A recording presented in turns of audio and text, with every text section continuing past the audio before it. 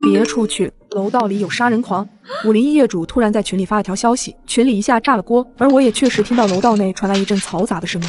不是你大晚上的这么吓人好吗？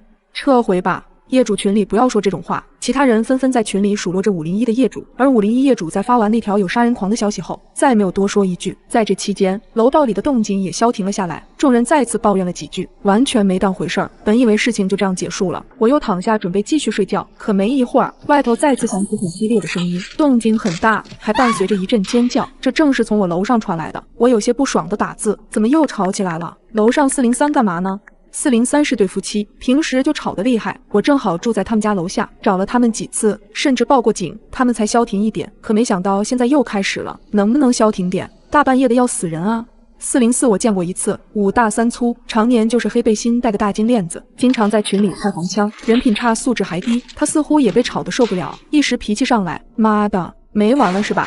你给我等着，我住你隔壁，我这就过去。对。大哥，你去教训一下他，大晚上的吵什么呢？但402却赶紧劝说，千万别冲动，他可能没看手机，你好好跟他沟通一下，抽他2嘴巴子，他就长记性了。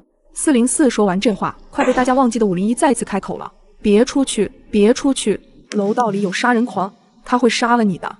501在群里疯狂的挨404业主，我们这儿是回迁房，一共也没住几户人家，但隔音巨差，楼道里有点什么动静，隔着楼层都能听得一清二楚。在501再一次发出警告后，群里有不少人都出来埋怨他，你能不能适可而止，一直说好玩吗？群主把他踢出去吧。隔了一会儿，501发了个表情，不信算了。说真的，我莫名觉得501不像是开玩笑，他平时是个少言寡语的人，我见过他几次，40来岁，总是戴着一副眼镜，看着很正经一人，这样的人应该不会无缘无故的开这种耸人的玩笑吧？可要说他是认真的，我又觉得有点匪夷所思。杀人狂，太荒谬了吧？跟我一样感觉不对劲的，还有302的小杨姐。404大哥，要不你先别出去了，听听501怎么说。404没有说话。大哥，你还在吗？我感觉不太对，在群里拍了拍404，还是没有回应。手机嗡的响了一声，低头一看，是小杨姐私聊了我。小爱，我觉着不对，你刚听到了吧？之前我跟小杨姐一起薅过团购的羊毛，互相比较熟络，平时没事也会聊两句。听到什么？楼上的声音吗？对，刚404出去了，很用力的摔上了门，可怎么没后续了？他的话一下子提醒了我，的确，我刚刚明明听到楼上砰的一声，应该是404摔门而出，很快就归于平静了，再没有任何的声音传来。小杨姐继续发来消息，404那个大哥就住403隔壁，他要找403麻烦，几步就走到门口了，可他连403的门都没敲，就没动静了。我皱了皱眉，我们这儿隔音这么差，要是404敲门的话，我肯定能听到，是不是403的门本来就开着，所以404没敲门？那也应该有说话的声音吧？我们这栋楼上咳嗽一声，我都能听得一清二楚。404去找403理论，怎么会没有声音？在我印象里，404是个盲流，而且从群里的消息来看，他忍403也不是1天2天了。可我不愿过多往坏处想，试图找个理由，是不是他觉得不太合适，也不想发生争执。冷静了一下又回去了，也有可能是看到了501说外面有什么杀人狂，所以打消念头了。就算这样，那404半路折回去，也得有开门的声音吧？小杨姐的话让我再次拧起眉头。是啊，应该有开门声音的，不然怎么进屋？不能真有杀人狂吧？404刚出门就被杀了，我一时不知该怎么回他。小杨姐突然激动起来，或者403就是杀人狂，404刚走到403门口就被他一刀捅死了，也有可能是杀人狂先杀了403，藏在他的家里，404正好找上门，没这么恐怖吧？要不先报警，要不我让我老公出去看看。我俩几乎同时发出一条消息，刚要劝小杨姐不要冲动，可没想到后面发生的事情让我一下子心凉到了冰点。别出去，楼道里有杀人狂，他会杀了你的。501在群里疯狂挨404业主，紧接着楼上砰的一声，应该是404摔门而出了，但已经过了好一会儿了，依然没有听到任何动静。群里有不少人都在问他什么情况，404你还在吗？说句话呀，别吓我，不是真有杀人狂吧？402你能不能过去看看？你怎么不去？你离403近啊，去看看怎么了？那么多离得近的，401还离得近呢，你怎么不让他去？再说了，楼上楼下有多远？你上来看不也行吗？我真无语，你一个大男人不出去看，让我一个小姑娘去？眼看要吵起来，301突然站了出来，别纠结这个了，你们谁有404电话，给他打一个。群里沉默了半晌，我有，我打一个吧。所有人都静静地等着503打电话，可下一刻，一阵悠扬干涩的电话铃声竟在我这一层响起，而且就在我的门外。我怎么听到楼道外面有手机响呢？你们听到了吗？302、303，我紧张地看着门口的方向，好像是从303你那个方向传来的。这个时候，301突然在群里单独艾特了我，我看到了，404就在你门口，我从猫眼里看到他就站在你的门口，你千万别出去。我立刻从椅子上弹起，悄悄打开了卧室门，望向了漆黑的大门口。外面的手机铃声很快停了，503也在群里发了条消息，404没接电话，怎么回事啊？3楼楼道里有人站着，到底是谁呀？我一个人在家，我真的怕。为什么没人报警？我报了，警察让我们待在家里，他们马上派人过来。大概40分钟，少言寡语的501冷不丁冲着202来了一句@202，快了，快轮到你了。你别吓我，轮到我什么？501又不说话了。501，你是不是知道什么？你说啊。501仍旧沉默。我吓了一个激灵，有人在外面摁我的门铃。小杨姐消息再次发来，是不是杀人犯在摁你的门铃？别出去，千万别出去，他一定是杀了403，现在又要杀你。我没时间细想，因为门铃声越来越急促，甚至伴随着用力的敲门声，群里已经慌成了一片，砰砰砰的砸门声，楼上楼下都能听得一清二楚。301在群里一直问，门外的是404吗？404，你说话，到底是谁在3楼？说呀，谁在外面？小杨姐在群里警告大家，别出去，都别出去。501说的没错，外面可能真的有杀人狂。我跑回房间拿了把水果刀，小心地走向了大门口。敲门声这时也停了，我硬着头皮从猫眼往外看去，什么也看不到，只有一片黑色，根本没有人。我拿起手机给301的私发了一条消息，外面怎么没人？不可能，你没看到吗？他就站在你门口，他在看你，他在看着你。我一下子心凉到了冰点，我知道为什么从猫眼看出去是漆黑一片了，因为此刻有人正贴在门上，瞪大眼睛死死地盯着我。我看到的是他的眼睛，猫眼是单向的，可我总觉得他能看到我。意识到这点，我立马找了张纸，把猫眼给糊了起来。一想到他在门外，我的心里涌起极度的不安。群里的消息一蹦一蹦的，你们说话呀，你们怎么不说话？我怕外面发生什么事情了。501，你到底看到什么了？你说出来，大家都是邻居，你别害我们。404，你还在不在？说句话呀你，大家都等着呢。就在所有人都焦急万分的时候，404终于说话了。不好意思，刚才403喝多了，所以有点吵。我跟他沟通了一下，他睡下了，没什么杀人狂，外面很安全，让大家担心了，抱歉，现在才看到消息，实在不好意思，大家睡吧，晚安。他说完，我紧绷的神经稍稍松了一些，没事就好。许是因为这出闹剧实在是有点吓人，群里好多人都没有再搭腔，连一直说有杀人狂的501都没人再指责了。我望着被报纸糊起来的猫眼，403喝多了，404也没事，那301呢？他为什么要说有杀人狂？我门口站着的又是谁？难道是301恶作剧？我打开对话框，有些生气的给301发消息，下次别玩这种恶作剧了，我差点让你吓死，一点都不好笑。301很快回复，我没有恶作剧，你相信我。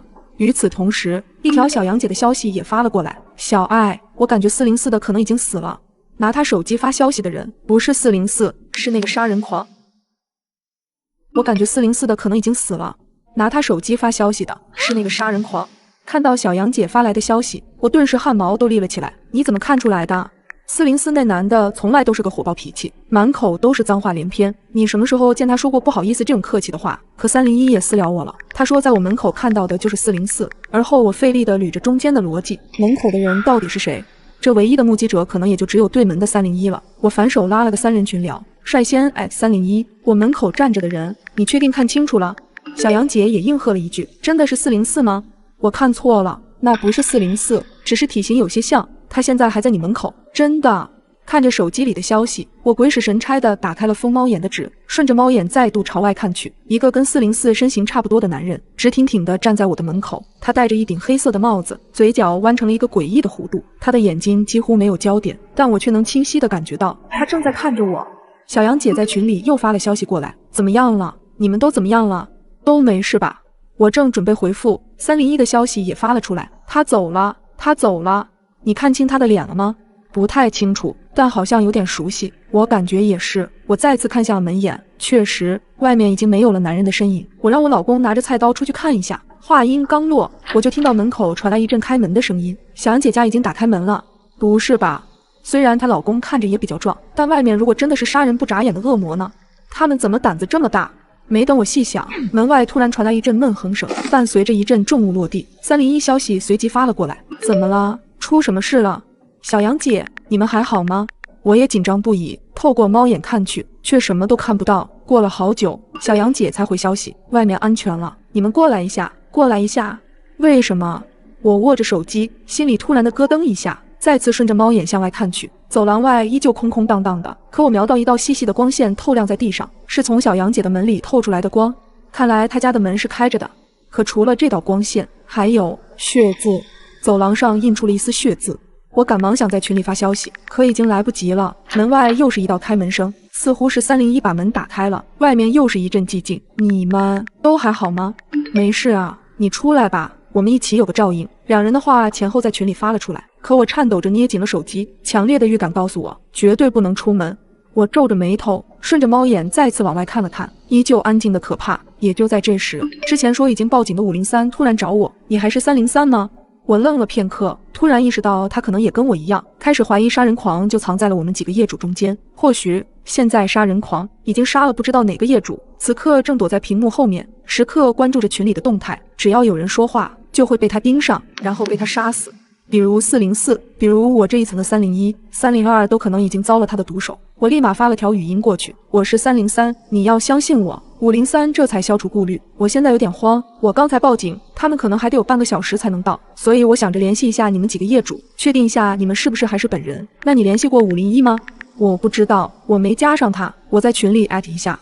501在我印象里是一个有些消瘦的中年人，不喜欢说话，他还有一个儿子，智力有些不太正常。我一直觉得501不正常，其实根本就没有什么杀人狂，501是在骗我们。他知道我报警后就不说话了，他怕警察真的来了追究他。我即将再次陷入混乱中时，突然想到了什么，我坚定地告诉他，不可能，一定有杀人狂，有人被杀了。503没回应我，我再次道，外面就在3楼的楼道，有很多血渍，很多。没过一会儿，503才慢吞吞的回复，你怎么知道外面是血？楼道灯那么暗，有没有可能是你看错了？我愣了一下，顺着猫眼往外看去，这是血吗？我正想打字，503发了条信息，要不你出去看看，到底是不是血？如果是血，你一开门就能闻到，把门开一条缝就行。他一连发了好几条消息，更是让我不寒而栗。此时小群里的声音也开始不断响起，你怎么还不出来？快出来呀！我的大脑一片混乱，不知该如何是好。301、302、503，不是叫我过去，就是叫我开门出去看看，他们都在引导着我出门。外面到底怎么了？到底谁才是杀人狂？别出去，门外有杀人狂！我想起这一切诡异事情的发生，都是因为501在业主群内发了一句话。501，他是不是肯定知道些什么？我给501接连发过去2条消息，你肯定知道什么，对不对？这些事是不是跟你有关？等待的过程漫长且煎熬，我猜测501一直都在注意着群里的动向。我等不及了，再次发了消息过去，这到底是怎么回事？没多久，501轻飘飘地发过来一张照片，我急忙将其打开，可映入眼中的景象让我的脑子几乎都要炸开。昏暗的灯光下，在陈旧的椅子上，仰面朝上坐着一个人，这个消瘦佝偻的人正是501。501竟然死了，那发消息的又是谁？不要待在家里，你快跑，再不走下一个就轮到你了。501给我发的消息又是让我出去，我大脑几乎崩溃。501是不是也在骗我？我现在完全不敢相信任何人，甚至不确定到底有没有人报警。我自己打了一遍报警电话，警局的电话很快接通。我将这里的事情跟警官说了以后，接线员说他们在15分钟前就接到了一个年轻女孩的报警电话，已经出警了。女孩，我们这楼里一共没几个女生，小杨姐和我楼上的403的妻子声音听起来也不是很年轻，那就是202了。我突然想到之前501发了消息说下一个就轮到202，那他现在是不是也可能遇到了危险？我刚拿起手机想提醒一下202不要信任何人，楼栋群里突然有消息弹了出来，又是一张照片，依旧是昏暗的灯光，202的女孩子躺在椅子上，而她的身上也沾满了血迹，她也死了。杀人狂杀死了她，用她的手机拍了照片，然后发到了群里。群中已经没人说话了，不知道是害怕了还是已经没有活人了。想到这，我咽了口水，如果是没有活人了，那他的下一个目标就是一直没有出门的我了。我知道待在屋里只能保证暂时的安全，我们这栋楼的门并不牢固，如果杀人狂想要破门的话，也不是那么麻烦，不知道能不能撑到警察的到来。我也没想多久，因为外面突然响起了脚步声，在我的门口戛然而止。也就在这时，我的门把手诡异地转动了一下，门把手疯狂地扭动，有人要进来。随即手机里不断有消息弹了出来，现在就只剩下你了，快出来呀！开门，开门！我知道你在里面，你等会儿再出去，再等一会儿，找准机会，一定要逃，不然他会杀了你。哪怕我此刻害怕到了极致，但还是忍不住内心吐槽了一句：他妈的，到底有几个杀人狂？短暂的沉寂过后，一声爆响，本来就不结实的防盗门被砸的木屑都掉了下来。防盗门被狠狠地劈开了一道口子，一把斧头卡在门里，斧头晃动了几下，外面的人把斧头抽了出去，一双血红骇人的眼睛贴在破开的门洞上。我看到你了。我几乎是瞬间抓紧了手里的刀，疯狂地向着他狠狠地刺了过去，刀卡在了门上，眼看他又要举起斧子，突然外面响起了一声尖锐的叫声，随后就是往楼上逃跑的声音，眼前的人消失在我的视线里。趁着这个机会，我赶紧打开门跑了出去。3楼全是血迹，门口是301和小杨姐家2口子的尸体。刚跑到2楼，202家门也大敞着，门口也全是血。我不敢再多看，一直往楼下冲刺着。死了，都死了！我手脚发颤，后面的脚步声告诉我，我必须要赶紧跑。他已经反应过来了，近了，近了，离门口还有一点距离。突然，一只手死死拽住了我的头发，将我狠狠撞向了墙上。我眼前一阵发黑，我看着他高高举起了斧头，还是逃不掉吗？一道瘦小的人影撞开了他，和他扭打在了一起。我浑身都疼，看到自己浑身都是血，才意识到原来刚刚自己被抓到的时候已经被砍了一刀。我的眼前阵阵发晕，最终昏了过去。3天后，我睁开眼就躺在医院里。我见到了陈警官，这才了解到了前因后果。我们那栋楼只剩下我一个幸存者了。事情最开始是501智力缺陷的儿子偷偷拿了他爸的手机发了一条恶作剧的消息，只不过他没想到我们这栋楼真的藏了一个杀人犯，那人正是503。他看到501的消息后，以为他自己杀人犯的身份藏不住了，于是先下了手，趁着501刚开门的瞬间就先把他杀了。501的儿子拿着手机吓得躲了起来，才幸免于难。后来503以各种理由让各家住户的人出门，再悄无声息地干掉了。最后出现在楼道的救我的那个黑影，正是501家的儿子。待警方赶来后击毙了杀人犯，而501家的儿子也因为伤势过重没救回来。你在医院经历过最恐怖的事情是什么？1年前妈妈因病住院，我作为陪护也守在医院里。入夜，我想着帮妈妈打完水就准备回家，便提着热水壶走出了病房。走廊里格外安静，只有我一个人。一股阴风刮了进来，让我不禁打了一个寒战。我紧张的喉咙发紧，不自觉地加快了脚步。水房里只有一个人在打水，哗哗的水流声在这寂静的夜里显得有些突兀。我站在他的旁边，刚想拧开了水龙头，不经意的斜眼时，却发现那人的水壶已经满了，水溢了出来，躺在他的手背上，手背一片红肿。这可是开水，他难道不疼吗？水满了。我提醒了一句，赶紧帮他关好水龙头。哗哗的流水声戛然而止，女人猛地抬起头看着我，她的眼睛很瘆人，眼仁很小，几乎都是眼白。我害怕的咽了咽口水，小声的解释：你的水壶满了，水把你的手烫红了。女人机械地将手举起来，放在眼前瞧了瞧，然后又放下，接着提起水壶缓缓离开。自始至终她没有发出一丝声音，更没向我道谢。还真是个怪人。我打好水走出水房时，才发现走廊的灯突然莫名的闪着，甚至还有滋滋的火花声。一个行动病床迎面推了过来，床上盖着一块白布，下面躺着一个人。行走带来的风将白布翘起了一个边，我看到了床上那人黝黑的头发，真的是世事无常。我不禁叹了一口气，出于对死者的尊重，我赶紧避让。突然，有人从身后猛地推了我一下，整个人不受控制地扑向了床上。好在我用力扶住了床沿，这才避免了尴尬。对不起。真的很抱歉，我真的不是故意的，刚才有人推了我一下。我不停地和对方道歉，推床的2个人并没有吭声，只是面无表情地看着我，他们的眼神透着古怪，我心里有些恼火，但又有些害怕。于是我直接转过头去找推我的人，可是身后空无一人，静，死一般的静。我不禁四下张望，诡异的是走廊2侧病房都房门紧闭，乌漆麻黑，一种深深的恐惧感袭上心头，身体止不住的颤抖。对不起，我真的不是有意冒犯，请您原谅。我转过身，低着头不停地道歉。然而许久没人回答，我悄悄地抬起头，瞬间吓得脸色惨白，拔腿就跑。因为移动病床和那2个不3个人不知何时消失在我的视线里，全程没有一丝声音，头上的灯依旧忽明忽暗地闪烁着，发出滋滋声。我一路狂奔到满头大汗，依旧没能跑到妈妈的病房门口。妈妈的病房离水房并不远，但我怎么走这么久还没有到？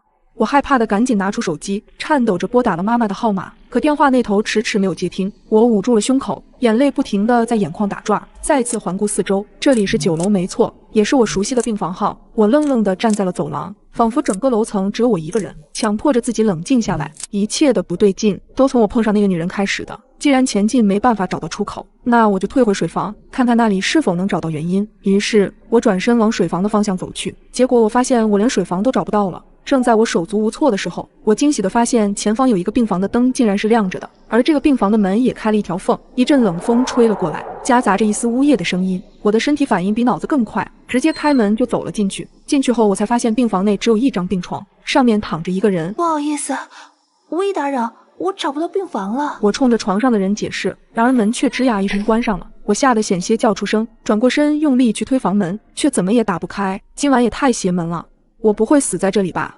就在我恍惚间，突然有人拍了拍我的肩膀，我僵硬地朝身后看去，身后站着的竟然是水房里的那个女人，她依旧面无表情地看着我。我不自觉地尖叫起来，赶忙退后一步。你不该来这里。一句话轻飘飘地传来，我的眼睛紧闭不敢睁开，只感觉一只手推了我一把。再睁开眼，我竟身在水房，水龙头哗哗地往水壶里注水。怎么回事？还没从害怕的情绪中走出，提着水壶走了出去。走廊上的灯安静地亮着，没有闪烁，也没有滋滋声。不远处的护士站里，护士们井然有序地忙碌着，一切都恢复了正常。难道刚才发生的事情是我臆想出来的？就在这时，我发现不远处两个人推着一个病床走过来，床上躺着一个人，从头到脚盖着白布。一阵阴风刮过，白布被掀了起来。这一次我不仅看到了对方的黑发，还看清了她的脸，她就是水房里的那个女人。我的汗毛全部炸了开来，快步往前走去。好在这次没出什么意外，我顺利走回了妈妈的病房。你这孩子怎么这么久才回来？给你打电话也没信号。妈妈看了看手机，我去了多久？都快1个小时了，你不会是遇到什么事儿了吧？我不想让妈妈担心，没有说出刚才的经历，只是说遇到一个熟人多聊了几句。赶紧回去吧，明天还得上班。我放下了水瓶，和妈妈道了晚安，就走出了病房。之后的我再也没遇到过这种事，但是至今想起依旧心有余悸。我正被困在地铁里，眼睁睁看着肮脏的雨水从舱门渗进来，耳边充斥着绝望的尖叫声，水势蔓延的比想象中要快，而我眼中满是惊恐。公司小群里又活跃了起来。哎，你们听说今天会有大雨吗？啊，真的吗？我没带伞。SBA 老板晚上不会又要我们临时开会吧？好想早点回家。加一。同事们纷纷应和。我抬头看了看外面阴沉沉的天气，总觉得心里有一丝沉甸甸的。果不其然，没过多久，窗外突然下起了暴雨。这雨应该不会下很久吧？暴雨吗？应该很快就停了也好，至少不会那么热了。群里又开始一阵吐槽，由于台风天气，今日批准提前下班，请各位同仁注意出行安全。是行政发来的信息，他居然还贴心的艾特了所有人，我们全都喜出望外。办公室里传来一阵欢呼，然而事情比预想的复杂。我和同事从办公室出来时，才知道电梯已经停运了，于是我们只能走步梯下楼。当我们来到门口时，才发现门外的积水已经到膝盖了。怎么办？我们硬着头皮过去吧。身旁的男同事说着，便一脚踏了进去。我望着眼前的积水，将一只脚踏了进去。一阵冰凉的触感袭来，我皱了皱眉，还是把脚缩了回来。因为我今天穿的是短裤，浑浊的积水不免让我有些害怕。最终我放弃了，选择暂时留在大楼里，静观其变，在心里默默祈祷着这场暴雨快点过去。然而我独自等待了1个多小时，也没能如愿，暴雨仍在继续。我回头看了看漆黑的大楼，整栋大楼现在已经断电了，要我一个人在大楼里面待着，想想都害怕。于是我别无选择，只能硬着头皮一脚踏进了淹没小腿的雨水中，艰难地往地铁站走着。我小心翼翼的，生怕一脚踩空，直到看到了地铁站的指示灯，这才终于松了口气。因为地铁站还在正常运行，就在地铁进站的那一刻，我把它当做了希望的列车。随着地铁门关闭，我的心也跟着放松下来。车内的人并不多，大家都浑身湿漉漉的，拿着雨伞，低头还在刷着手机。我随即找到角落的位置坐了下来。然而就在前往下一站的途中，地铁忽然间停了下来，不久车厢里便响起了广播：尊敬的乘客，车体出现轻微故障，正在排查，请各位乘客不要惊慌。但没过多久，我听到一声惊呼：我操，车厢里怎么进水了？顺着声音来源看去，我就看到有细小的水流正通过地铁渗进车厢，还好水量不太大，但我的心里依然很慌，怎么办？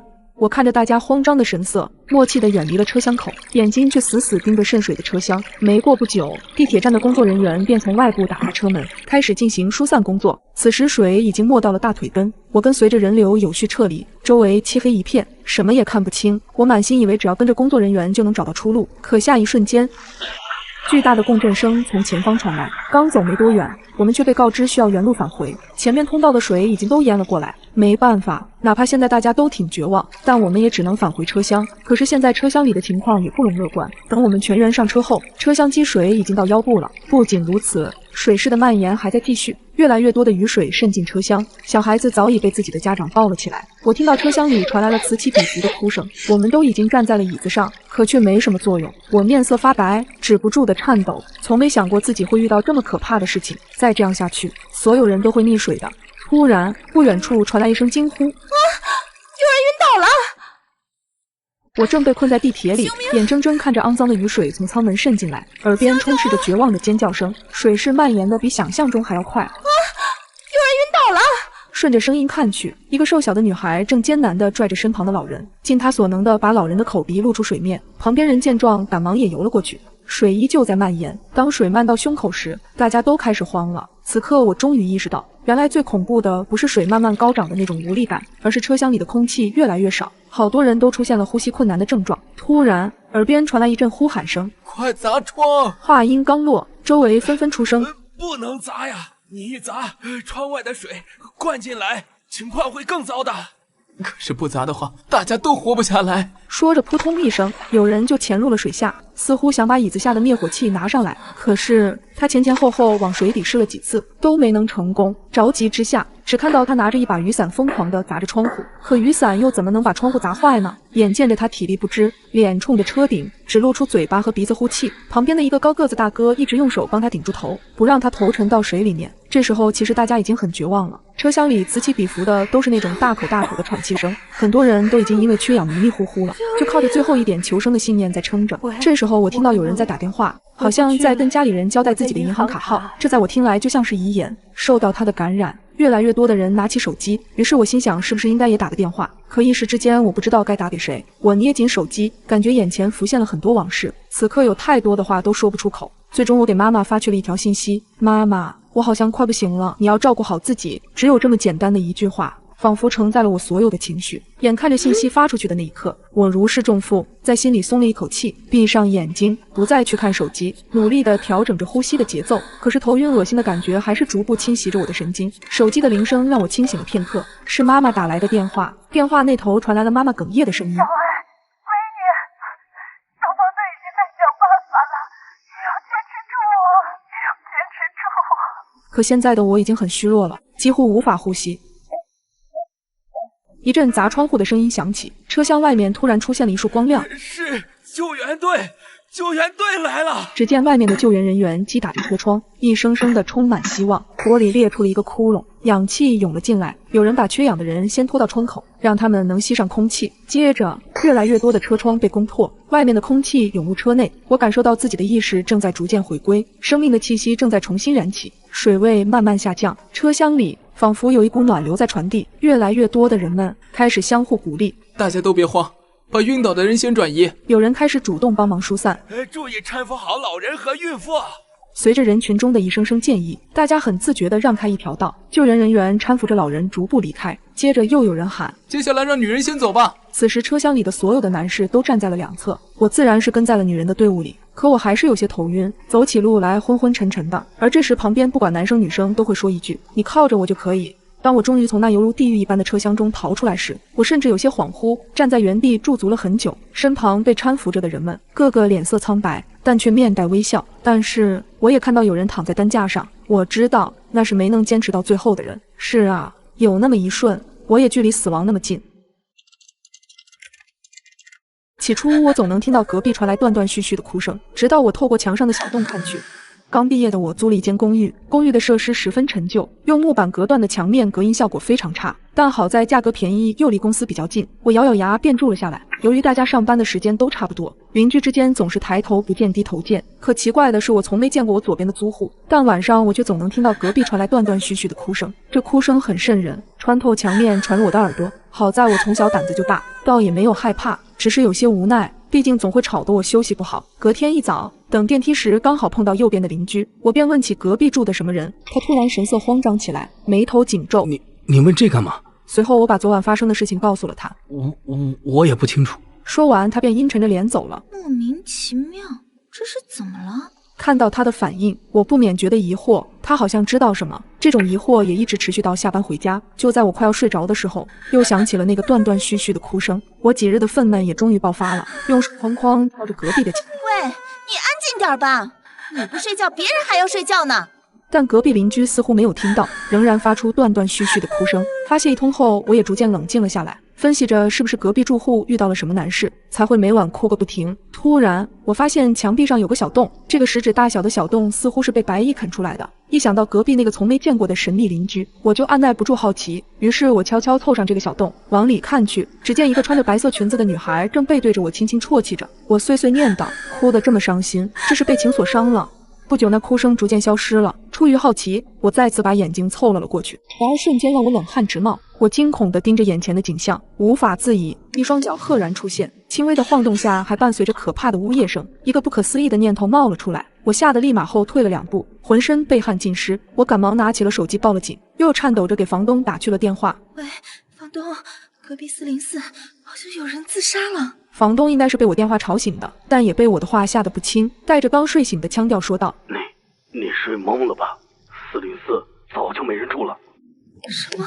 听到这，我身体不自主地颤抖起来，贴紧墙壁，眼睛死死地盯着面前的小洞，生怕下一刻会有东西突然钻出来，一咬牙就夺门而逃。不久，警察和房东就赶了过来。当打开门的那一瞬间，我吓得尖叫一声，因为隔壁的房间确实没有人，厚厚的灰尘根本不像我刚刚看见的场景一样。房东再次强调，一定是我睡懵了，看错了。次日一早，我赶忙找了新房子搬了家，而之后我再也没听到过这种声音。事情慢慢淡了，直到有一天，一则微信消息再次勾起了我这段回忆，是当时住在我右边的邻居，他告诉我他也搬出来了。你那隔壁房间，我听说之前有个女孩子上吊自杀了，从那之后再也没人住过。